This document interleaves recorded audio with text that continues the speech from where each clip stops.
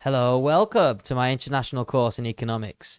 Basically, I've been teaching this for 10 years of my existence now, and I've got everything you need to make sure you can do really well in this economics exam if you decide to take it. If you don't decide to take the exam, you're still going to really understand economics and be able to apply it to lots of things in the real world. If you ever wanted to take this exam, you can just apply to do your IGCSE in economics in lots of centres across the world. Last time I checked, it was around $100. Absolute bargain. Without further ado, let's get into the first part. Right, the first part we're looking at is scarcity and opportunity cost. So we're going to cover three parts: the nature of the economic problem, finite resources on unlimited wants, and an introduction to opportunity costs. Looking at this, looking at all these pictures, can you identify the difference between a want and a need? Feel free to pause this video. Well, looking at the car at the top left, absolutely a want. We don't need a car to exist, even though some might feel they do. Houses, absolutely a need. If we don't have somewhere to live, we might not survive. Water, absolute need. Don't drink for 3 days, that's it. Off we go. Food, absolute need as well. No big deal, don't worry about it. And finally, mobile phones. Many of my students think that's a need, but we all know it's a want. 20, 30 years ago, there wasn't anybody using mobile phones. So there it is. Right, moving forward. Wants are something that we desire, and needs are something that are necessary for survival. Very, very important point in economics. Now, I do have a little video I like to show students. Just have a quick look at this. My name is Mohsen Khan. I came here on a boat in the time when the British still ruled in 1969. There were no problems with visas. There was total freedom. I borrowed some money from another man to start my business. I just bought the shoe repair goods and got to work. I used to sit on the sideways of the fruit market, but eventually the authorities demolished it, so I moved from here to this alley. I have been in this spot for almost 25 years. Customer का तो हिसाब नहीं है ऐसा 3 साढ़े 3 बनता है हमारा हजार. I don't keep track of how many customers I have, but I do make around $800 every month. Sometimes I send around $500 back to my family in Pakistan. I can't afford to bring my family here. I have 6 children, 2 daughters and 4 sons, and each one would need a visa, and for a visa you need money. I go back home every 2 years for around 2 months. It is my belief through God that if my bread and butter is here, I'll stay. But if not, I'll return home. Different kinds of people come here every day. Foreigners, tourists, Arab nationals, rich, poor, old and young. Everyone comes and gets their shoes fixed. If someone poor comes, I ask them for less money. And when a rich person comes, I ask them to pay a fair price. I work very hard in the scorching sun, from 9 a.m. in the morning until 10:30 at night. I do it all for my family. The only motivation for me is my family and my children. Dubai has changed a lot since I came, but it's a waste of money for me to go to the malls. I haven't visited the world's tallest building. I've seen it in pictures, so why do I need to go and see it for myself? I just go straight from my room to my shop. I work, then I go from the shop back to my home. I have tea breaks in the morning, evening and night. 11 a.m., 4 p.m., 7 p.m. and 10 p.m. All the people living or working around here know me. The shopkeepers, the Iranian businessmen, they all know me.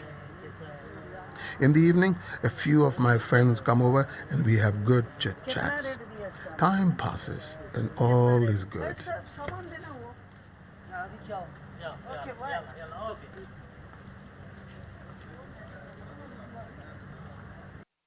Okay, so after watching this video, what I want you to do is think about what are the wants and needs of this guy. Feel free to pause this video while you do it.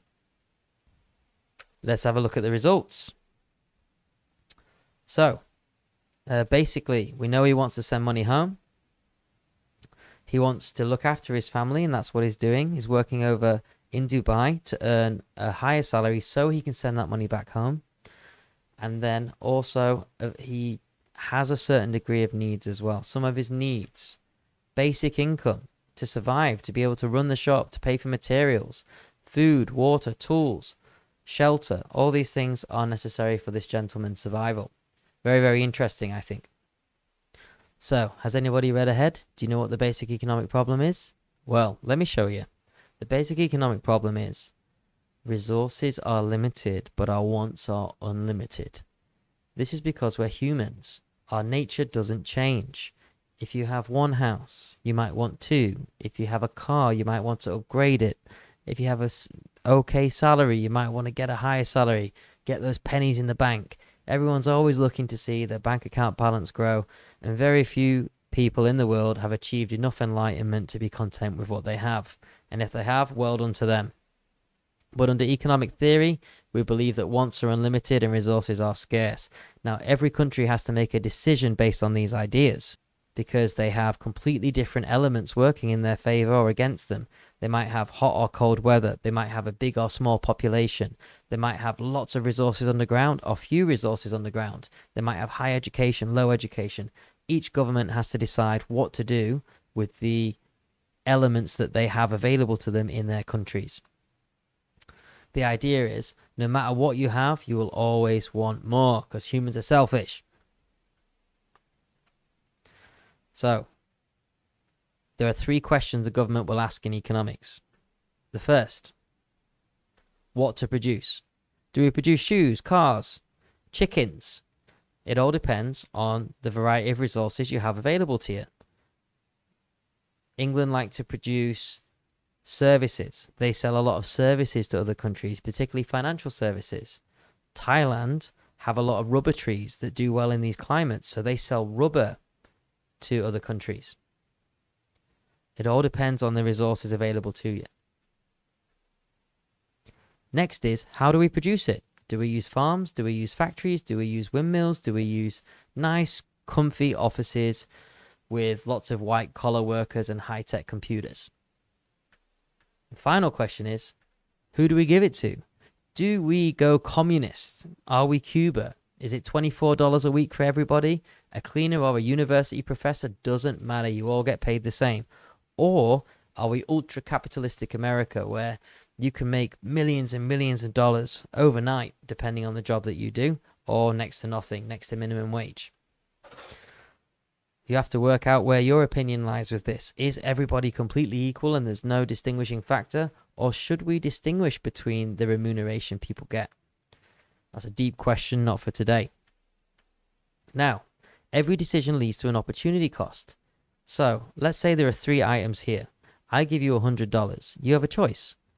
Which item would you choose to buy first? You have to buy one. Me personally, I'll take the shoes. Now, second choice. What would be your second choice of these items? For me, it's the phone. It's always nice to have a burner phone, just in case. I haven't been robbed of my phone yet, touch wood. So, because the phone is my second choice and the shoes are my first choice, this means that my opportunity cost is the next best thing I lost, which is the phone. What did you choose?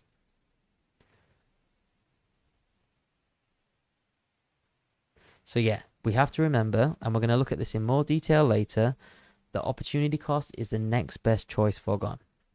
Moving forward, let's have an exercise. I usually do this in the class with a group of students, but as an individual, it's fine as well. Let's have a look at North Korea, because they are an absolutely fascinating country, aren't they? This is real, by the way. They have lots of coal, they have lots of iron, magnesite, gold ore, zinc. They've got lots of stuff knocking about underground that they still haven't accessed yet. So, you are now the new leader of North Korea.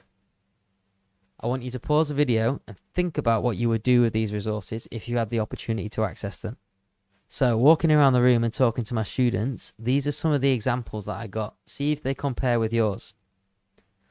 They could create large mines, remove resources and sell them abroad. Yep, They could receive foreign investment from other countries. For example, China might say, I will take 50% of your resources if you let us dig them out. We'll give you 50%, we'll take 50%. Common deal, happens a lot. They could use this investment down the line, that the money they get for these low-end products, these unrefined products, they could build factories to begin refining those products. So instead of having gold ore, they could actually create real juicy pieces of gold that can sell for millions. So ultimately, they've got to decide what to do with these resources. Now, let's have a look at what North Korea actually did. So they created mines and exported some minerals as anticipated. Problem is, the mines were built poorly and they flooded. The weather over there is very volatile, ultra hot and ultra cold at different times. I don't know if you've ever lived in or been to South Korea. I have. Volatile. The leaders use their financial resources for the military. We'll have a look at that in a moment. They did get charity from some countries, and also they did receive investment from Egypt and South Korea. However, on a whim, they decide to close these factories and these partnerships and then reopen them again at different times. So it's very difficult to deal with North Korea internationally. Now, what do you think the top 3 things North Korea spends their money on are? I'm going to let you know in a moment. You can pause the video and have a guess. Boom, here we go. Look at that. 54% on military. That is wild.